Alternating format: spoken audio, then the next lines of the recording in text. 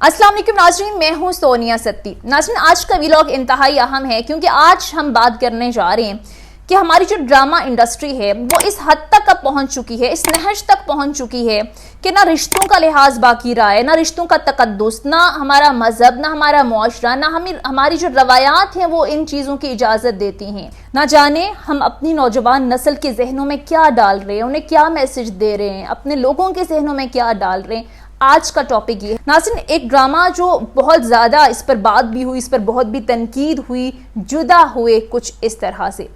नाज़रीन, इस ड्रामे के हवाले से अब बाकायदा तौर पर नोटिस लिया गया है, किस तरह की कार्रवाई हो सकती है, क्या ये ड्रामा चलेगा नहीं चलेगा, इसकी पूरी डिटेल्स जो है मैं आगे चलकर आपको बताऊंगी। लेकिन जिन लोगों ने ये ड्रामा नहीं देखा उनके लिए क्विकली मैं आपको बता दूं कि इस ड्रामे में बेसिकली दिखाया क्या क्या है। नाज़रीन, ये वो ड्रामा है जिसमें हर हद क्रॉस कर दी गई है, सारी हदें क्रॉस कर दी गई हैं।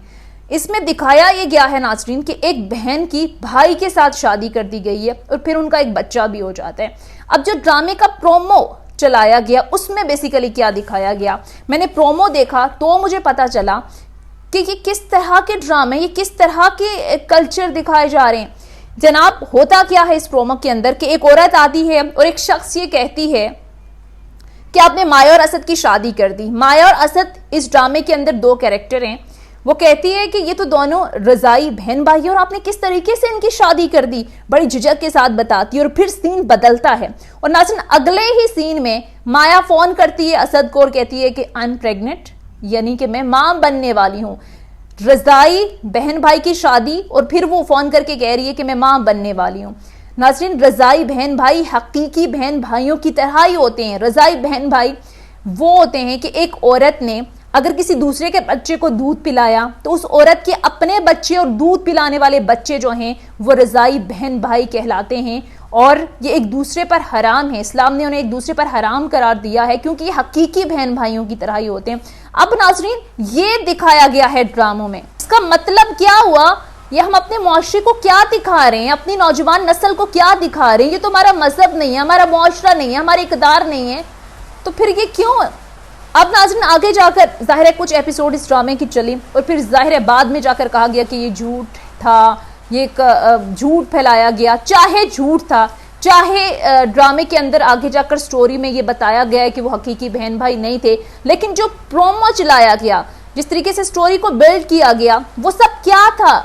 क्या सारे टॉपिक्स खत्म हो गए? क्या फेम हासिल करने के लिए, ड्रामे को हाइप देने के लिए हम किसी भी हद तक जाएंगे, अपने मजहब, अपने इक़दार, अपनी रवायात तक को भूल जाएंगे।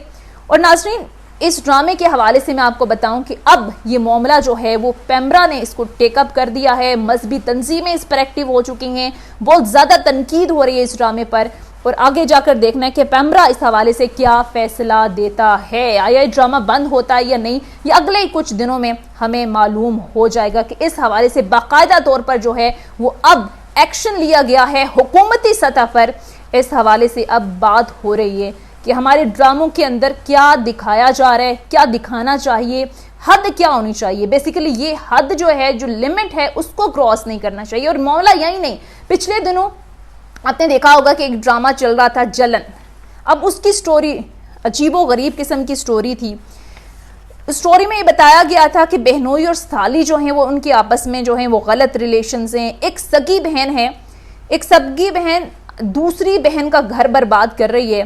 साली और बहन का आपस में चक्कर चल रहा है और दौलत का लालच दिखाया गया है, यानी दौलत की वजह से किसी भी हद तक बहन जा सकती है, अपनी बहन का घर बर्बाद कर सकती है। ये जनाब ड्रामा जलन। अब नाज़रीन, एक और ड्रामा इस वक्त चल रहा है, ऑन एयर भी है। उसकी स्टोरी क्या है? उसकी स्टोरी ये है कि जनाब बूढ़े माँ बाप हैं, गरीब माँ बाप हैं, बहुत मुश्किल से वो अपने बच्चे को पढ़ाते हैं, किसी स्टेज पर चाहते हैं कि हमारा बच्चा जाए, लेकिन जब वो बच्चा बड़ा हो जाता है तो उसे एक लड़की से मोहब्बत हो जाती है और वो उसके इश्क में इतना पागल हो जाता है कि वो मज़ार में आकर जौगी बनकर बैठ जाता है। उसके गरीब बूढ़े माँ बाप की उसकी कोई परवाह नहीं है। उसके माँ बाप बिलक रहे हैं, उसके लिए तड़प रहे हैं, उनको लगता है कि वो मर गया है, वो रोते हैं उसके लिए, लेकिन वो दुनिया से कट ऑफ होकर, अपने फ्यूचर की फिक्र छोड़कर, अपने माँ बाप बहन भाइयों की फिक्र छोड़कर मज़ार पर आकर बैठ गए, सिर्फ और सिर्फ लड़की के इश्क में गिरफ्तार होकर। और बेसिकली ये दिखाया गया है कि सच्चा आशिक है, बहुत सच्ची मोहब्बत करते हैं उस लड़की से, इस वजह से वो जोगी बन गए।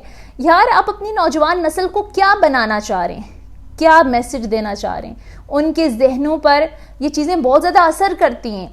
अब एक और ड्रामा है प्यार के सदके, उसमें जनाब क्या दिखाया गया, एक ससुर अपनी बहू के इश्क में मुब्तला हो जाते हैं।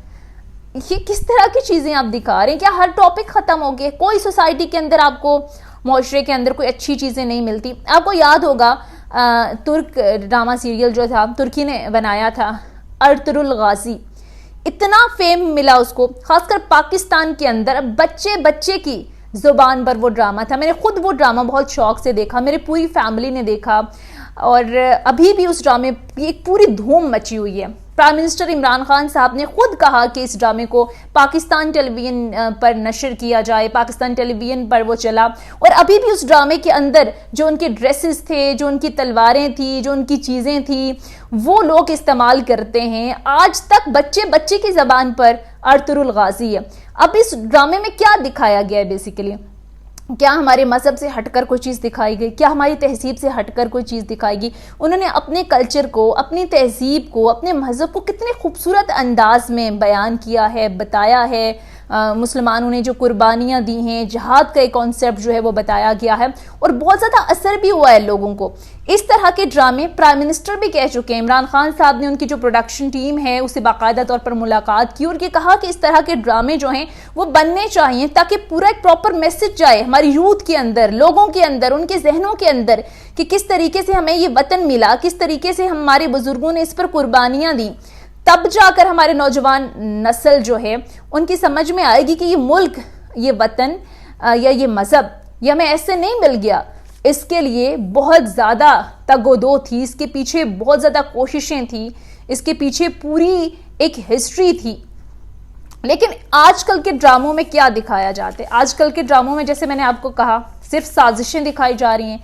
हमारे पाकिस्तानी ड्रामों के अंदर दिखाया जा रहा है कि किसी का घर कैसे तोड़ना है, लड़ाइयाँ कैसे करनी है, नौकरानी के साथ ताल्लुकात, शौहर की होते हुए शौहर के दोस्त के साथ शादी कर लेना, दोस्त के साथ ताल्लुकात चलाना, फिर शादीशुदा मर्दों का दूसरी औरतों के साथ नाजायज़ ताल्लुकात को दिखाना। और ये इतने नॉर्मल तरीके से दिखाया जाता है ना, रुपए पैसे के पीछे भागना, दौलत के पीछे भागना, बस यही है।